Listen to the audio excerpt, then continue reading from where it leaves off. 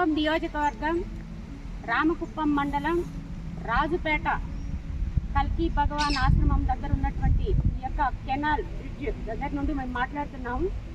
జగన్మోహన్ రెడ్డి మన కుప్పం నియోజకవర్గ ప్రజలను మభ్యపెట్టడానికి హంద్రీనీవా కాలువలో కృష్ణానది జలాలు పొంగి పొర్లుతున్నాయి, కృష్ణానది జలాలను వదులుతున్నాము, అందరూ కూడా కష్టాలు అన్ని తీరిపోతాయని చెప్పి కుప్పం ప్రజలను మోసం చేయడానికి ఏదో చెరువుల్లో ఉన్నటువంటి నీళ్లను కొద్దిగా వదిలిపెట్టి అవి వదిలి కూడా 4-5 రోజులు కాలేదు, అప్పుడే ఎండిపోయినాయి. చూడండి, ఇది పరిస్థితి.